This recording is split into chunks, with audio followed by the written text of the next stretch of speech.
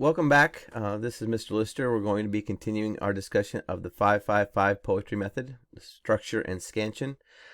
This is probably going to be a two-part video depending on how long it takes for us to get through this first piece.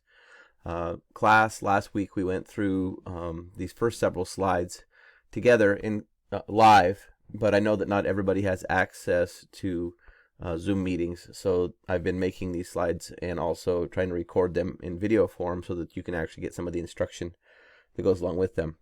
And that's going to be the goal of today, is to try and figure out how to go through the structure of Scansion. So I'm going to move ahead and we'll see how far we get, and I can see my timer's up and we'll get after it. Okay, so this part of discussing the poetic structure is the hardest piece of the 555 method to wrap our head around. It's difficult for us to understand in some cases that poetry has rhythm and sound to it. We know that it does. We can hear rap, we can hear musical lyrics, we can understand how rhyme works. We can even sometimes intuit the cadences that go along with different ways of thinking about how words can have rhythms to them. But the next step for us then is to figure out how we can kind of codify this and how to work through these ideas. Now, you guys are young students. If you can go through the first two parts of the 555 method, the first one being the imagery, the second one being the figurative language, you're probably going to be fine. However, you need to understand that there's this deeper way of thinking about things. So I'm going to try and work through those with you and see how we can work on this. All right. The third 5 in our 555 process stands for Imbic Pentameter. And as we've talked about this before, this is the most common poetic meter in English. And we could probably thank Shakespeare for this. I have given you guys a couple of videos on the notes and assignments page to be able to work through these things. And I think that if you've gone through them, or if you will go through them before you get an opportunity to think about this particular methodology we're working on today, you'll be in better shape. So you could go and look at Meter a la Schmoop right here. Or The Roving Knave has some Scansion basics about Shakespeare, and the Ohio Shakespeare Theater does some iambic pentameter songs to think about some things like that. And you can certainly look at the full lesson that was written up on the Notes and Assignments page also. But these are just warm-ups for us to think about why rhythm and meter matter. It's not just so much that Mr. Lister is crazy about this stuff and that he wants for us to do something that's very difficult. And I'm not sure it's that difficult. But rather, I want you to see that there are other people out there who think that these opportunities to think about poetry in different ways matter. There's a book called Sound and Sense that I've linked a high school version of too on the Notes and Assignments page. And that whole book goes through this thing. And it's a great place to go. But the problem with the Sound and Sense book is that it has a tendency to be a little bit touchy-feely. It has a tendency to be a little bit opaque.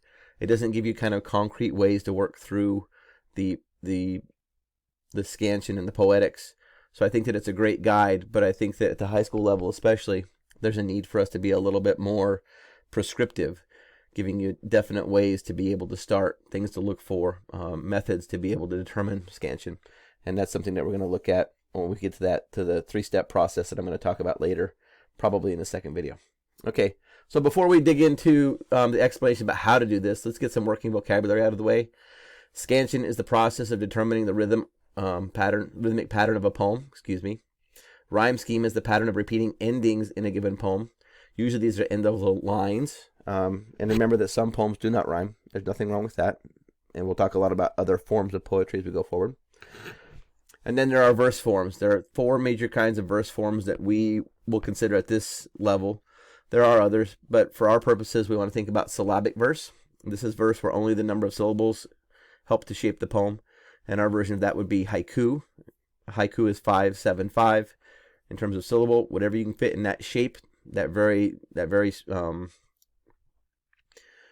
strict shape is what makes a haiku, right? The form is what creates the poetic tension. Alliterative verse, these are poems that are held together by the convention of alliteration. A lot of times this happens in Old English verse. The first sounds of words hold things together. And again, we can look at this later, or if you've already read Beowulf, that might be something that you can go back to and take a look at. We also know free verse poems, and those are poems that can take any shape that the author chooses.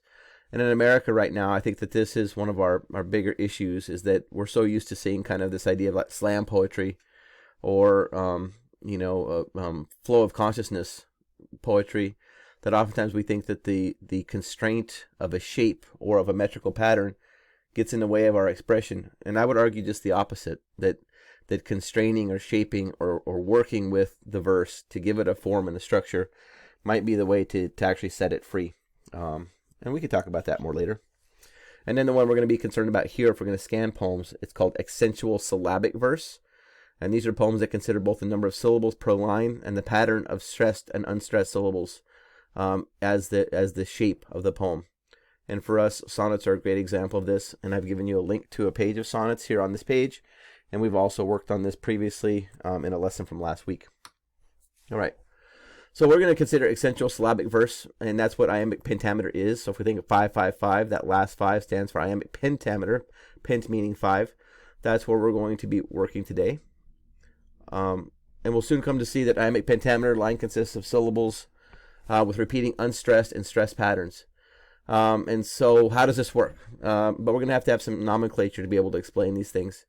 So each line of poetry, of accentual syllabic poetry, is measured by the number of feet it contains. And when I think about that being like a measuring tape, and there are different ways that we can measure things, right? So we could measure things in, let's say, in meters or in feet or in inches or in centimeters.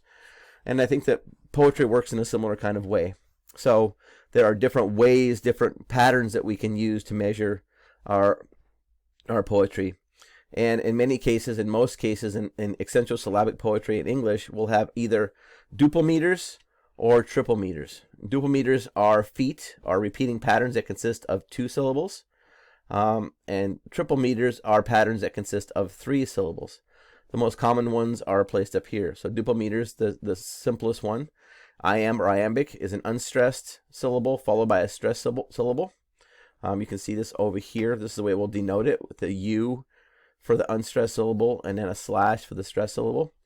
We can talk about trochees right here, or trochaic verse, where the stressed syllable comes first and the unstressed syllable comes second. We might talk about spondies, which would be 2 stressed syllables together. Or we might talk about pyrrhic feet with 2 unstressed syllables together. As a side note, something to keep in mind is that one cannot really write poems in either spondaic or pyrrhic meter. You might have a spondee or a pyrrhic foot as a substitution. We'll talk more about substitution later, but you can't really write poems in these forms. If you were writing spondaic verse, it would have to be cursing at somebody in really terse ways down the page. It'd be like, "Get out, you bum!" Leave here, right? Those kinds of things down the page might be a way to think about spondies. But it's impossible to use any multisyllabic words or to have any, prepositions in some cases, or articles, definite or otherwise. It would break the pattern, so we can't really write in spondies. Similarly, we can't write in pyrrhic feet because it would sound like you're mumbling. There's no substantive nouns in there. There are no verbs in there. There's certainly no, multisyllabic words in pyrrhic feet. So you wouldn't be able to write that way. So these two, the spondee and the pyrrhic, for duple meters, are only used to kind of spice up or to flavor the verse. They're never the form of a verse itself. So that leaves us with, then, for duple meters, we either have iambs or trochees. That's the way to think about that. Okay, triple meters, the next piece.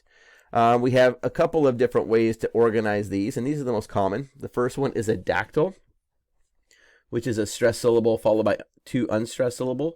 Anapest, or anapestic verse, which would be 2 unstressed syllables and then followed by a stressed syllable. Or an amphibrach, where we have the stress in the middle.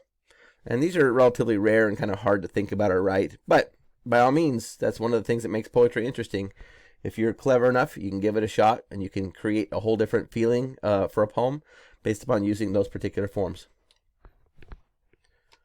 All right, so we've covered the kinds of feet that we have, and then we have to have the number of feet, right? So we have to have how many trochees are we talking about, or how many iambs are we talking about, those kinds of things.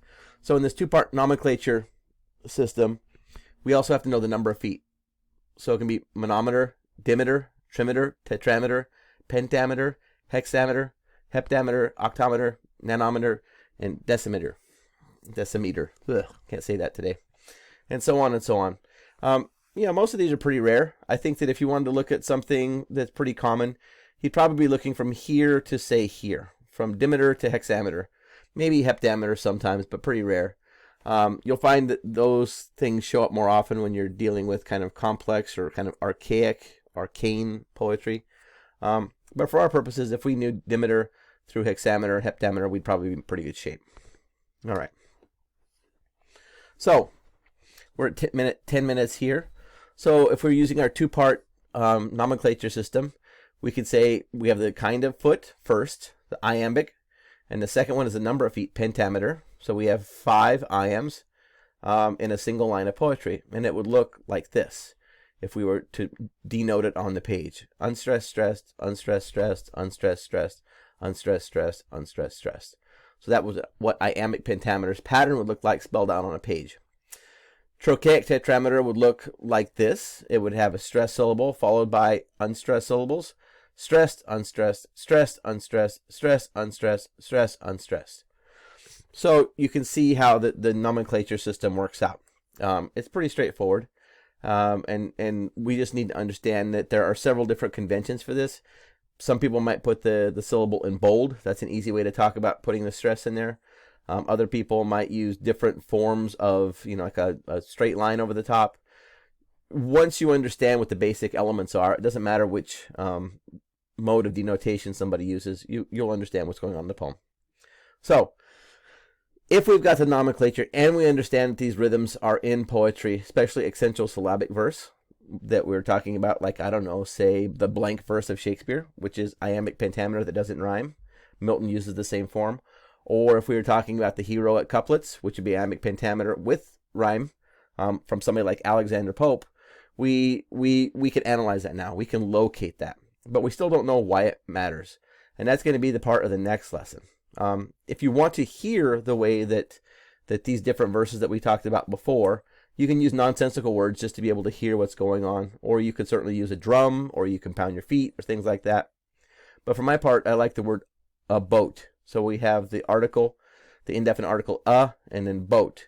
If we repeat that 5 times, we end up with iambic pentameter, the way it sounds. It would be a boat, a boat, a boat, a boat, a boat, a boat, a boat, a boat, a boat, a boat, a boat, a boat, a boat, a boat, a boat. And in that case, you can actually hear the way the iambic pentameter marches across the page.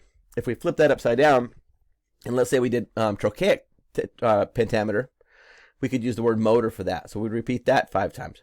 Motor, motor, motor, motor, motor, motor, motor, motor, motor, motor, motor, motor, motor, motor, motor. And now we can kind of hear the difference if we kind of mix and match, so you can hear them and you can start to see the way that we might be able to create something like music or rhythm in a poem. A boat, a boat, a boat, motor, a boat, a boat, a boat, a boat, a boat, a boat, a boat, motor, a boat, a boat, a boat. Get out, a boat, a boat, a boat. Get out, a boat, a boat, a boat. Get out would be a spondy, so we can substitute different feet into the form to be able to hear the way that they sound.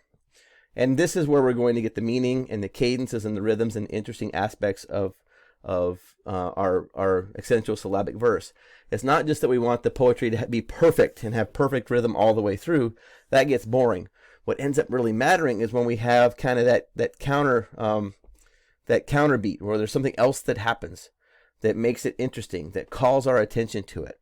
And so as we kind of read these kind of iambs tripping across the page very, very kind of monotonously, if we have a place where we have a pyrrhic foot or a spondy, or we substitute a trochee in, now we've got a place where we're supposed to look at the text a little bit more closely and say, hey, why did the poet choose to stress this place differently?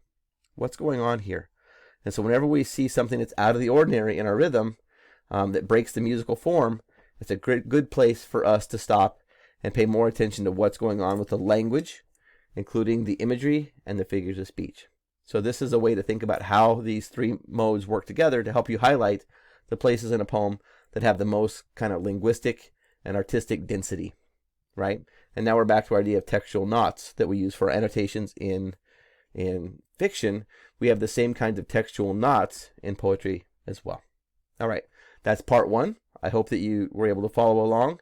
I'm always available for questions, so if you need some help, let me know. Thank you.